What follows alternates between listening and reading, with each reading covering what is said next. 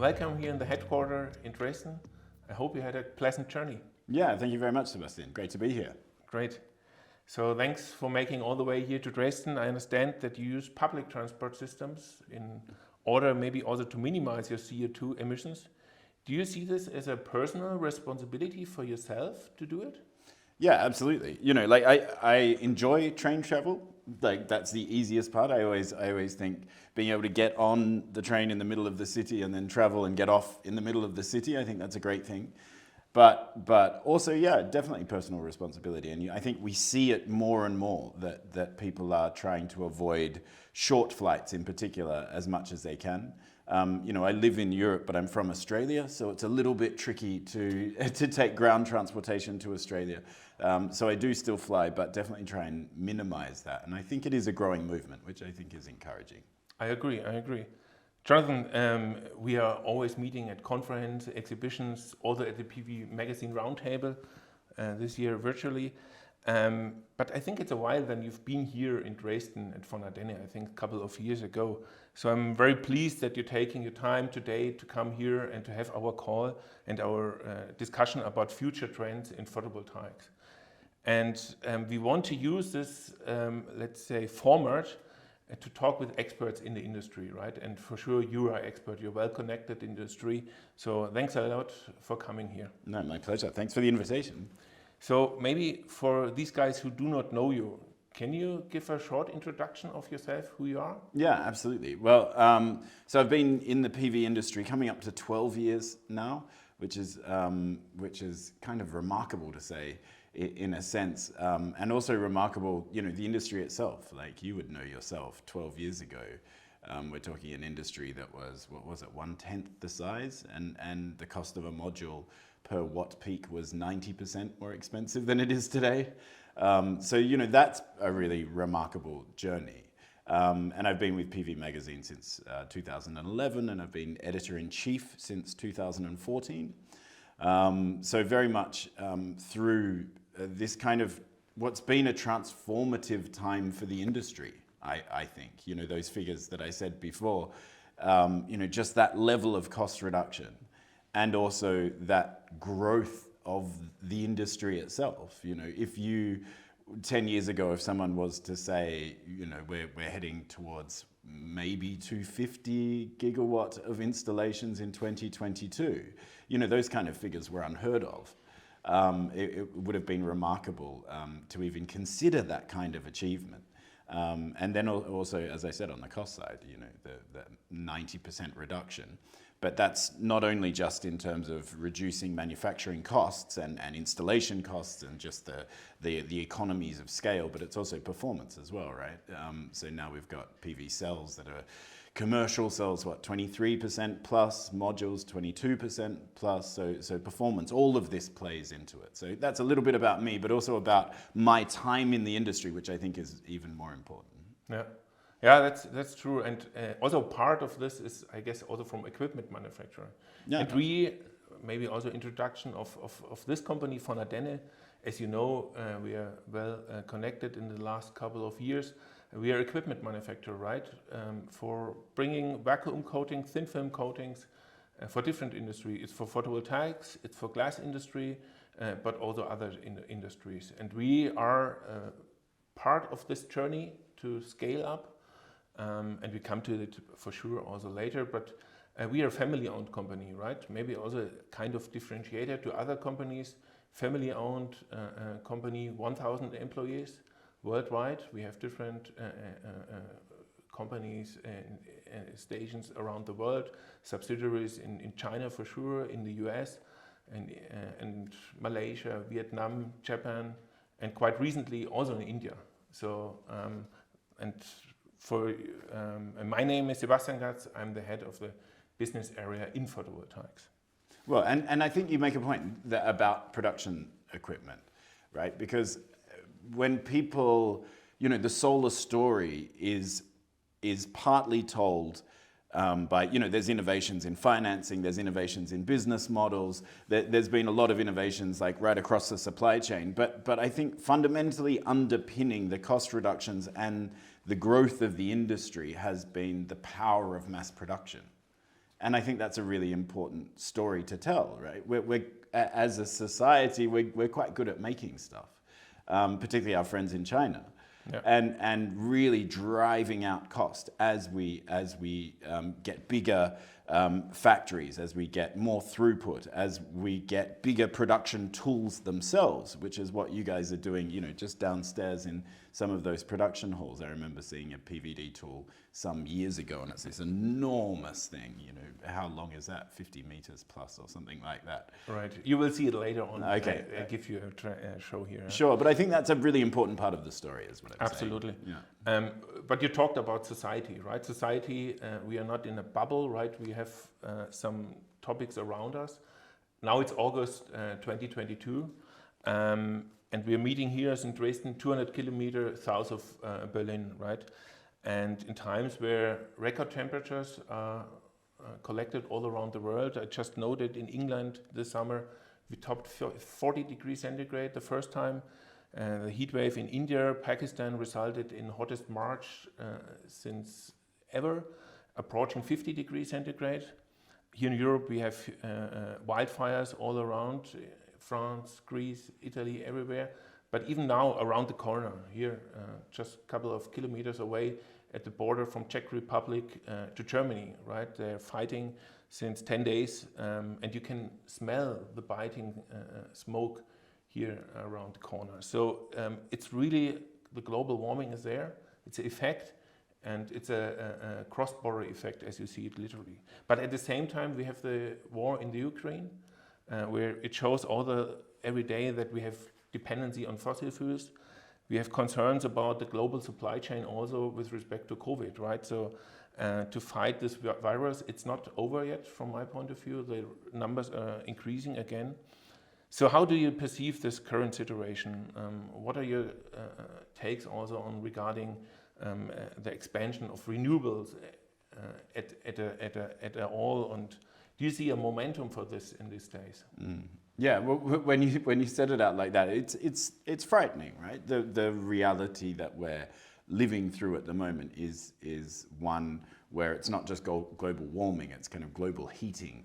You know, it's really frightening changes in temperature, and then global instability, like you say, supply chains as a result of COVID, and then war, literally right on our doorstep here in Germany. So it's a kind of sobering reality that we're facing. But I think part of the good news story is that we have some solutions to not only things like global heating, as in we can decarbonize our energy supply, primarily electricity as a first step, through renewable energy, and we can also reduce our reliance on things like imported Russian gas. And these are really good news stories, and as you're kind of pointing to, this all equals increased demand and energy and need for renewable energy, and solar, I think we both agree, is one of the key pillars to this decarbonization process. So you know, over the last 10 years, there's been different waves of demand or different drivers of demand within the solar industry and demand for renewable energy solutions. But never have I quite seen this kind of combination of factors coming together, delivering real urgency for the deployment of solar energy, along with wind, along with energy storage, and then along with all of these electrification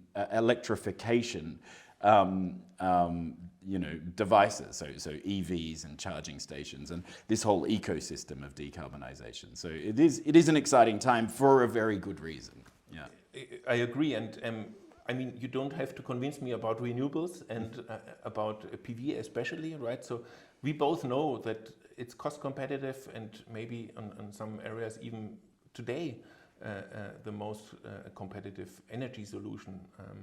But when I talk to others, to people who have no, let's say, connection to renewable sector, right? They often come and ask and give, let's say, comments with wrong or even outdated arguments. So how do you see that? Do we live in a kind of bubble? We both of us in renewable, we know everything, or how do you see it? And how do you see also the role of PV Magazine with this respect? Yeah, it's a really good question. I unfortunately, I think we do live in a bubble. I think the reality of it is because we are close to these figures, and I think we're also close to the evolution of the PV industry and then the broader renewables industry. I think that there's a little bit of a tendency for the general population to wait for a breakthrough, right? How many times have you been asked? You're a physicist by training, right? Yeah. How many times have you been asked, what's the next breakthrough in energy storage? What's the next breakthrough in solar? And you're like, we don't need a breakthrough. It's incremental. Each production line that gets installed is just that little bit more efficient, is that little bit cheaper in terms of what's rolling off. You know, you would see it in your tools as well, right? You just get that little bit more throughput every time. And it's this incremental improvement that's actually incredibly powerful. That's a much harder story to tell than one of, there's this one breakthrough technology that's going to save us all. You know, and the second part of your question was about, you know, what's PV Magazine's role? Primarily, we do speak to and with the PV industry. That's really our core mission, PV and energy storage. As the industry has grown, you know, that readership, that audience is growing, which is a really good thing. But it's not really such a core part of our mission. I think kind of implied in your question is what can we do to reach beyond the bubble? And I think that's a very, very good question. And perhaps a question that we all within the renewables community need to think about. Like, how can we more effectively advocate for our technology and tell this more difficult story, which is the power of incremental progress? And it is a hopeful story. So one could assume that there's a growing audience, a growing need for it with, as you say, fires down the road, with war on our doorstep. People are really looking for good news stories. And fortunately, we've got a good news story to tell. I agree completely. So let's focus now to PV, right? Going in the details. And as you know, we just passed the 1 terawatt globally installation, right? Just last year, roughly 180 gigawatt PV was new installed. This year, predictions are going from 200 to 240 gigawatts, so strong increase and further potential for upside. I see forecasted which are surpassing the 300 gigawatt capacity by 2025, new installations. So that means that second terawatt is there in 2025, right? So in order to fulfill this strong demand in photovoltaics, you need enormous additional cell and module capacities worldwide. You need it, basically. So how do you see the situation for PV manufacturing sites? Will China remain the undisputed supplier number 1 in the next 5 years and nobody else manage to produce 10 gigawatt plus? Or do you see a trend to local or let's say global localization? Mm-hmm. Yeah. What do you see? Yeah, that's a nice phrase.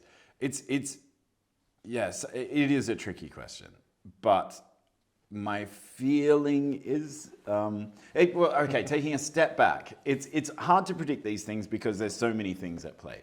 We're not just talking about economics. We're not just talking about geopolitics. We're not just talking about technology or the ability to manufacture or finance and where the investment is going to come from, but it's all of those things all at once.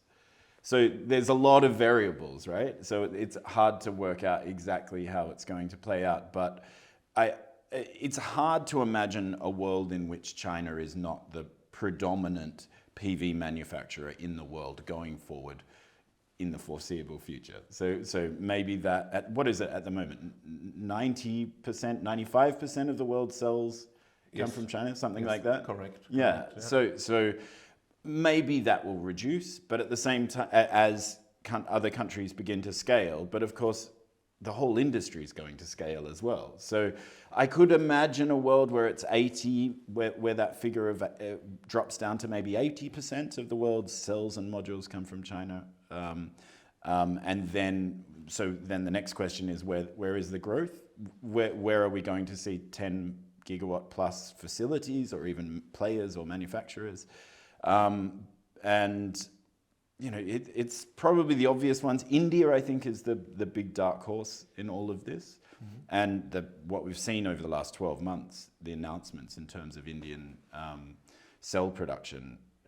And you know, we were just in Munich at the Intersolar show, and I could barely get a word in with you because you were off meeting with prospective Indian cell manufacturers. I assume that's who you were busy with.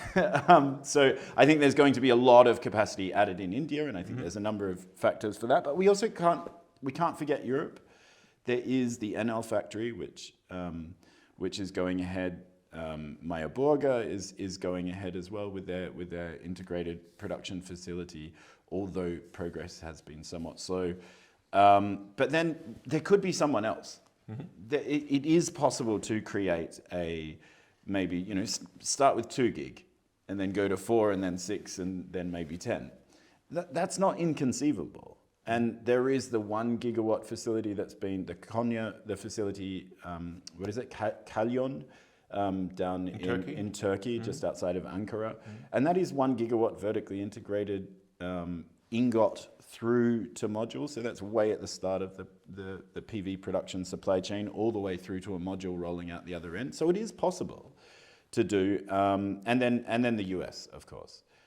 We're seeing more protectionist tariffs, or they're not really protectionist, but they're geopolitical tariffs being introduced in the US marketplace. And the US has been historically a manufacturer of solar, and still is in terms of thin film. So that's what I would see. I would see, to summarize, kind of production in China staying the central, the core, the workhorse, and of course Southeast Asia, the Chinese subsidiaries throughout Southeast Asia. So Asia, and then of course Europe, India, and the US. We come later to the topic of Europe, but maybe we go now also on the technologies side, right? When it comes to solar cells, right, there was a big industry trend from 2016 to 2019, or maybe not trend, but shift from multi to mono, right? And in this time, there was not only a shift from wafer type, but also from cell type, right? From back surface field cells to PERC solar cells. So nowadays, many say, hey, we are also on a turning point now in the transition from P-type mono to N-type mono silicon. So whereas in the last 10 years, maybe 4 to 5% are related to N-type technology, it was already there. These days, there are tremendous announcements for N-type technologies. How do you see that? Are we at a turning point from P to N-type? You like asking like quite tricky questions. It's usually my job. I would, like you said, okay, so 2016 to 2019 was this switch from BSF to PERC, from multi to mono. I think an important feature of that transition was how quickly it occurred once the momentum was going. You know, I like quite like the metaphor. Michael Liebreich, who founded Bloomberg New Energy Finance, he always uses a metaphor of like, you know, sometimes change is like a sneeze. It can be a long time coming, and then it arrives in one big crash. And that's kind of how the multi to mono change happened. You know, we could see it, there was promise, and then it hits that key inflection point or that key moment of transition when the cost of mono hits a point at which it's competitive with multi. So it's like the additional performance increase that you get is for free, right? And the question is, are we hitting that point with N-type? And that's a question you ask me. I don't know. What do you think? What's your feeling? How close are we from this inflection point? I think we are there, and I mean, you're right. In 3 years, 4 years, maybe we are know much more. But I think we are, due to the fact that for PERC you are kind of reaching a limit. with respect to efficiency in a cell, but also with respect to productivity improvements in, as you mentioned, small improvements also on equipment side.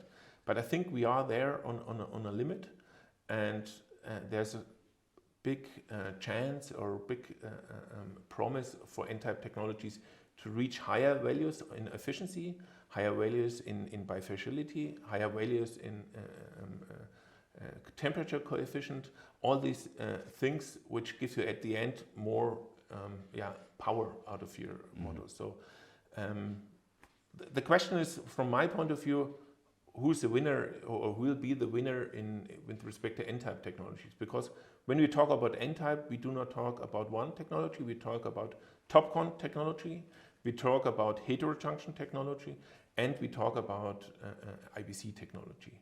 So how do you see the situation right now? Is there today a winner which can be announced in 2022, and do you think in the future this might change and go to another technology? So what's your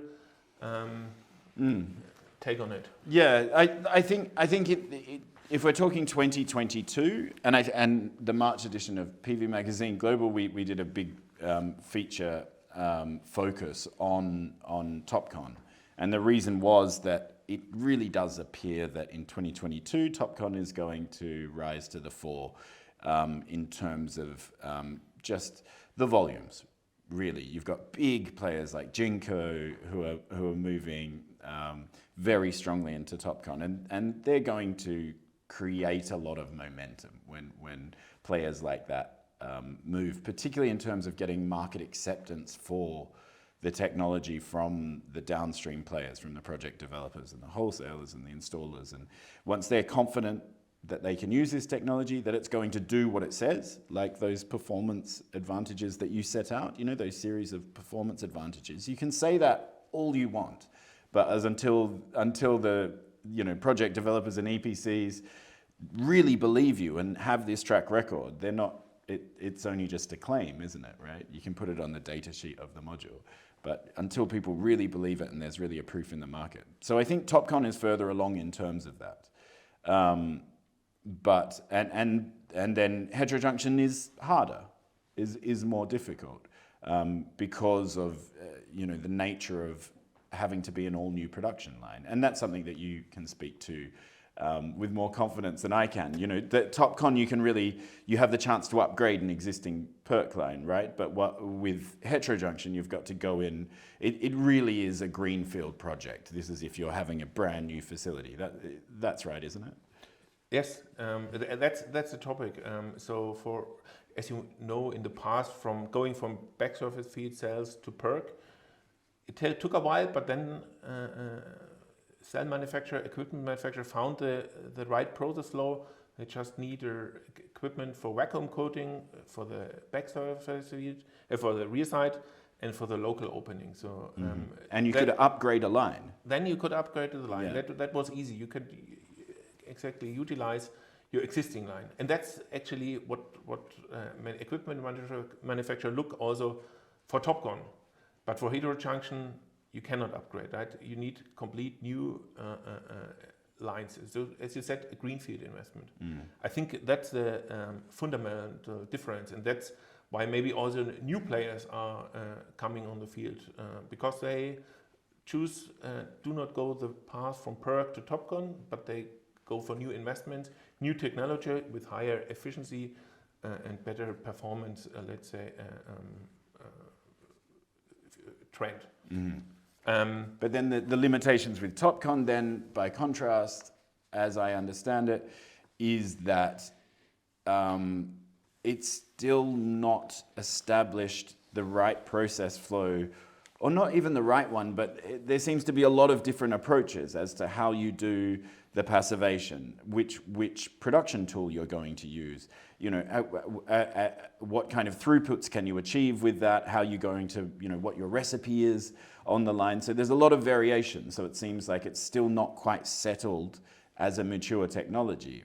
Is that right? Yeah, that's correct. I mean, as you mentioned, for the passivation mechanism on the rear side, there are technologies like PCVD, LPCVD, but also PVD there. And there's a competition and there's a race, and it's still open. And it's not like it was maybe for PERC, where it was at the beginning open, but then it was closed.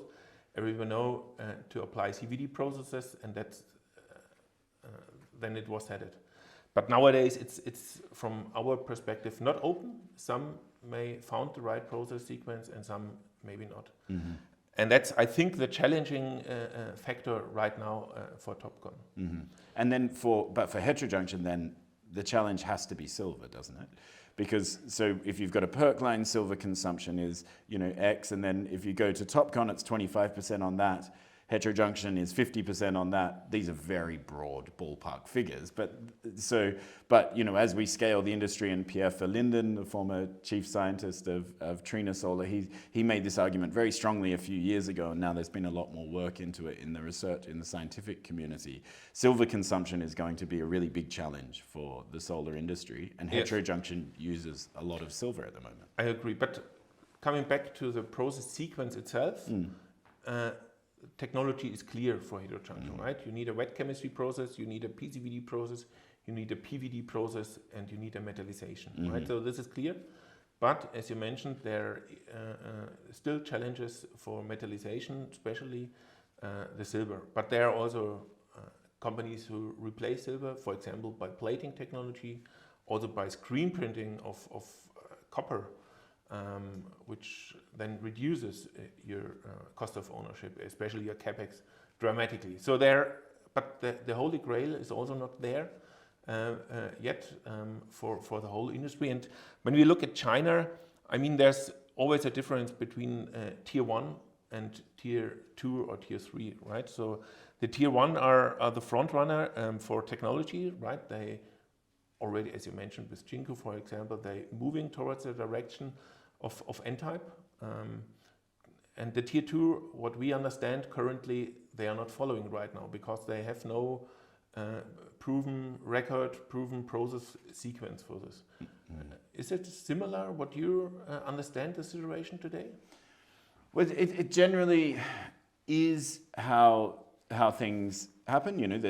The tier 1s will have the capital and have the ability to upgrade their production lines in that way, and also to get the products to market. Like I was saying before, it's not easy to sell a less established product on the market. But I really think that's an interesting dynamic. Again, that you pointed to is that new entrants and heterojunction, that we are seeing these new players, and we've frequently seen this dynamic in the PV industry, is that anytime there is a change in technology, that it doesn't favor the incumbent, right? So when we saw the switch from BSF to like multi-BSF to mono PERC, all of a sudden there was this giant LONGi banging on the door, which is now really the leading ingot cell, like wafer cell module pretty much producer globally in terms of volume. So when there is that technology shift, it does open the opportunity for incumbents. It has historically in the PV industry. Whether it will again at this next stage, now we're at a different scale, I think that's a really interesting question. We will see. We should talk about that maybe in 3-4 years, and then we know much more. Exactly. So what about tandem? Yeah. So how do you see the situation here? Everybody talks in the R&D, PV community, tandem, perovskite. When can we buy the first tandem module? What do you think? Again, wow. It's an important question, and it will all come down to lifetime, to product lifetime, won't it, and degradation. So at the moment, perovskite tandems are really the most encouraging, and a lot of research is going into that. But the big question is, the value of that top layer is only insofar as it lasts as long as the silicon layer underneath, or the silicon and then the amorphous layer, crystalline silicon and amorphous silicon layer. So the degradation issues, the stability issues have to be addressed and have to be proven. There are players like Oxford PV just up the road here in Brandenburg who are claiming and have some test data to demonstrate that their tandems are stable, that the perovskites aren't degrading. But you know, the perovskites degrade with moisture, with UV, with a lot of different factors. So everything has to be aligned, doesn't it? The composition of the perovskite material itself, the lamination has to be absolutely perfect. So when can you buy it? I need a number. Such a tough question. I think I prefer to ask the questions after this experience. 2025, let's say that. Maybe buy your first perovskite tandem module. Okay, interesting. Huh? Before coming, what's your number then? Yes. So from our point of view, we see that people invest now in pilot production, right? They want to scale it now from centimeter square, where they had to record efficiencies quite recently, even approaching or overreaching the 30%, which is very encouraging, even as on small scale, but it shows the potential of this technology. And now people investing in pilot production, right? And for sure, they have to find the process sequence. They have to find also at the end, to make a commercial product out of it, a sequence which is not only giving you high efficiencies, but also from cost of ownership. So CapEx, OpEx needs to be reasonable. And that's a lot of things where R&D people can work now on and are working. It's challenging, but yeah, I think 2025 is a reasonable number to see the front runner products. Okay, I'm glad we agree. Let's see. Again, let's meet in 3 years and we see. Exactly. So before coming to Europe at the end, I want to also understand, you already talked about US. Just last week there was an announcement that the Democrats agreed now, all of them, to energy and climate deal, reaching $370 billion in the next years to invest. And also there's clearly also a statement that it's for production in the US. So what's your take on this? Is it a big news here? And will there come anything afterwards? What's your guess here? It is encouraging, this climate action kind of bundled into inflation-busting legislation, which is the way they tend to do things in the US. They kind of bundle everything up, and then there's something nice for us in solar in there.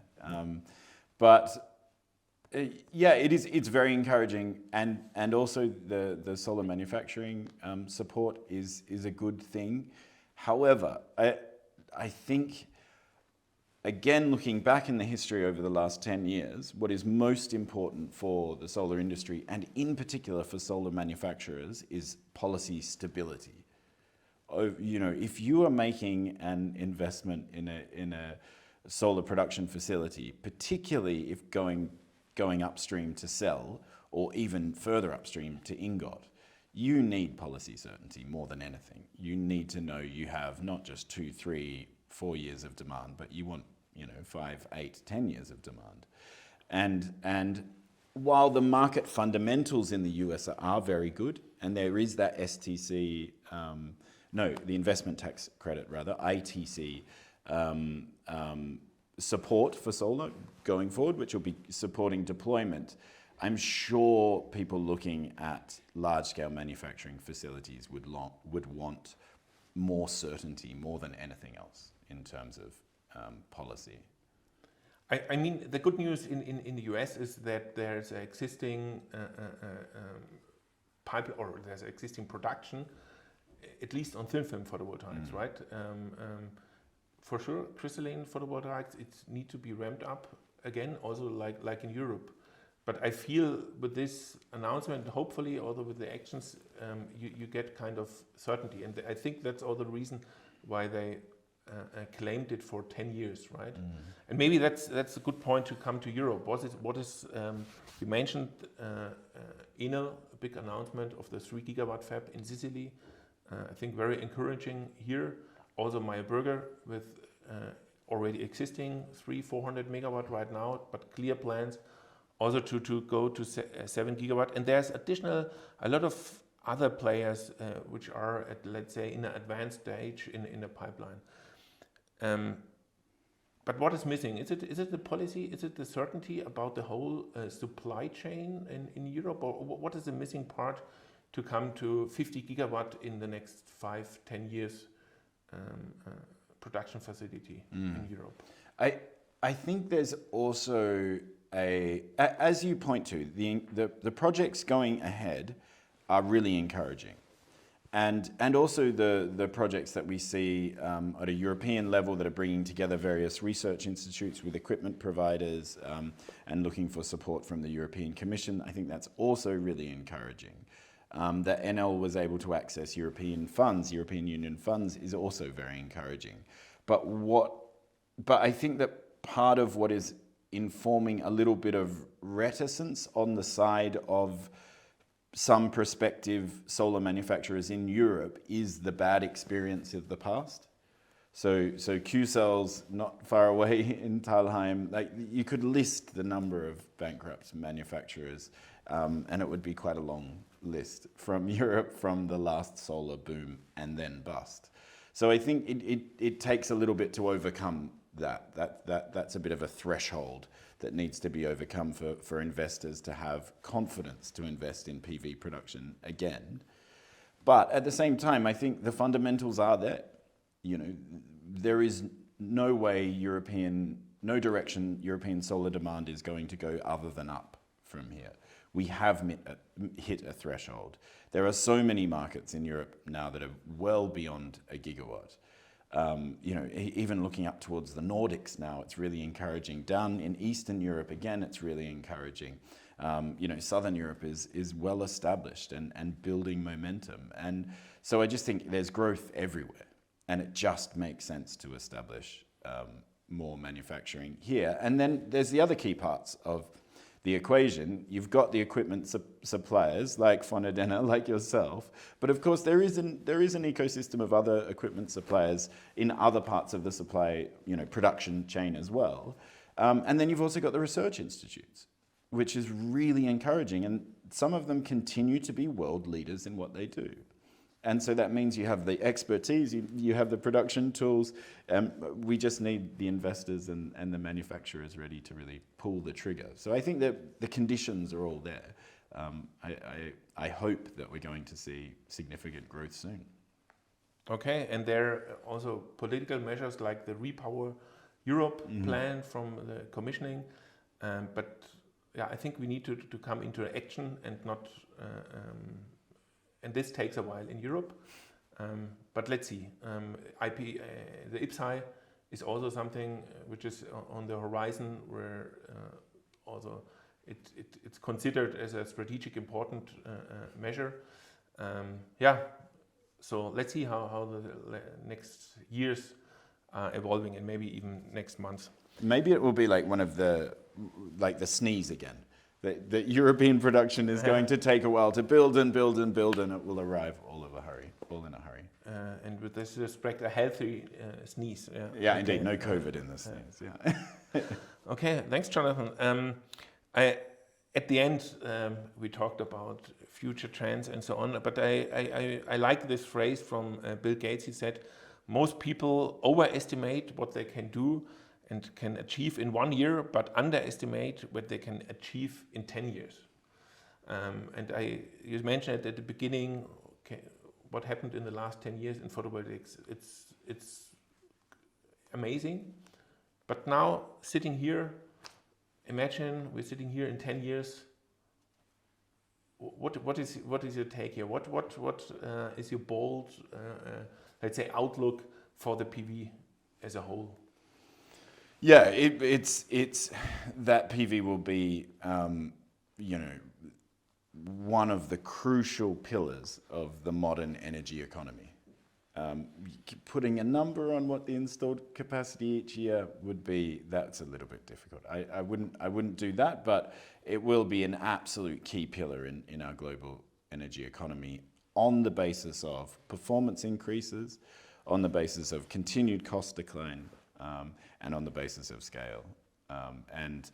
And that energy economy will be one that is heavily electrified. So where mobility is electrified, where heating and cooling of our homes and our businesses is electrified. This is so important.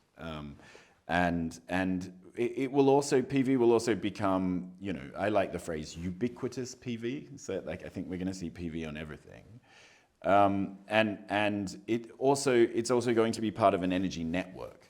Mm-hmm. So part of that energy transition is from this traditional power generation and then you know, the spokes coming off to all of our homes and businesses to an interactive digitized energy network where we're trading energy and storing it when we need to. Maybe hydrogen will play a key role, but definitely in terms of one of the generators that is part of that network, integrated all throughout that network, will be PV modules of perhaps all shapes and sizes, but definitely more efficient and cheaper and more of them than ever before. Okay, thanks for this inspiration, and it was a pleasure. You've been here. Thanks for coming, and see you soon. Yeah, absolutely. Sebastian, thank you very much for the invitation. It was a pleasure on my side also. Thanks.